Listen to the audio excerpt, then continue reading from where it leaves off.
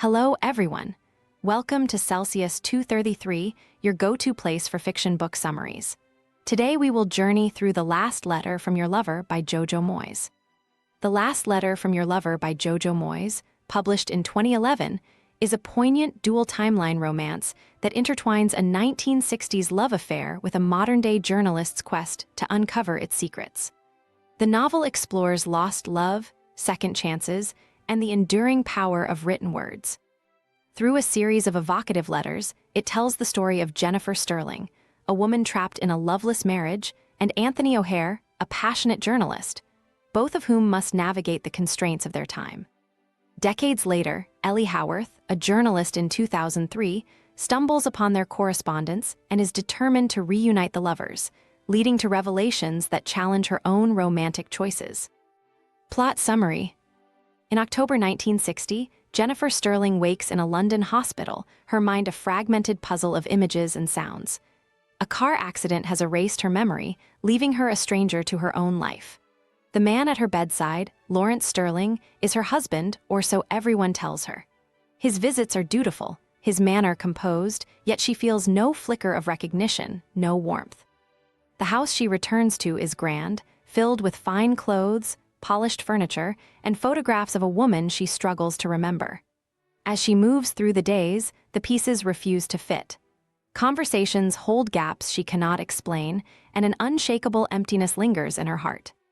One afternoon, while searching through her belongings, she discovers a letter tucked away in her dressing table. The words within are urgent, filled with longing and sorrow. They are not from Lawrence.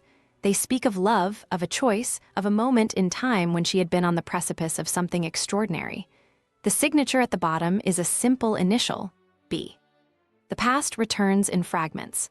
Before the accident, Jennifer had been a woman suspended between two worlds, the gilded cage of her marriage and the intoxicating freedom promised by Anthony O'Hare, a journalist who had entered her life by chance. He had come to interview her husband, an influential businessman with interests in African mining.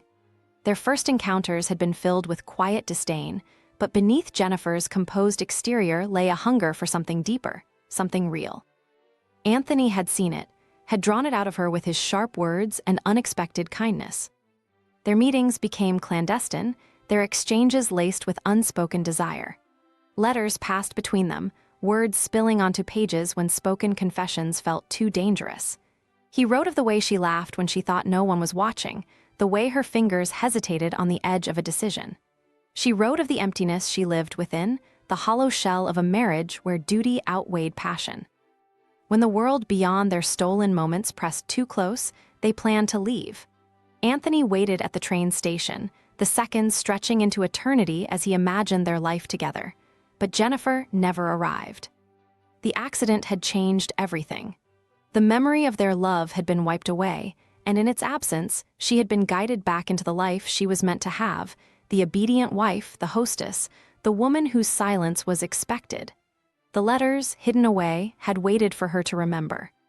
4 decades later, in 2003, Ellie Haworth sifts through the archives of a newspaper office, chasing a story that remains just out of reach. A journalist navigating the wreckage of her own tangled love affair, she finds solace in distractions, in the lives of others. Among the brittle pages and fading ink, she stumbles upon a letter, words of devotion scrawled in urgency, a plea for a love that had been denied its ending. Ellie becomes consumed by the mystery. Who were these lovers? Had they found their way back to each other, or had fate kept them apart? Her search leads her to an address, to a woman whose past is stitched together with loss and forgotten promises. Jennifer, now older, has lived a life shaped by the absence of what could have been. Memories surface like waves against the shore, each one pulling her further back into the past. She remembers Anthony now, remembers the way his eyes softened when he looked at her, the way his words had been more of a home than any house she had ever lived in. She remembers the plan, the hope, the dream of a life beyond the expectations that had bound her. And she remembers the moment she had stood at the threshold of it all and hesitated. Ellie, caught between the echoes of this lost love and the wreckage of her own, sees herself reflected in Jennifer's regrets. She begins to question the choices she has made, the man she has tethered herself to, the compromises she has accepted in the name of love. A thread is pulled, unraveling a secret long buried. Anthony, too, had never truly let go. He had searched for Jennifer, had written letters that went unanswered, had carried the weight of a love unfinished. In the quiet spaces where time has stretched too far, the past and present fold into one. A letter, a meeting, a moment held between hands that have waited too long.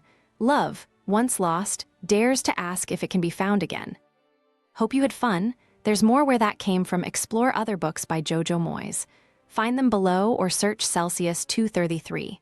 Remember, while our summaries capture the essence, they can never replace the full experience of reading the book.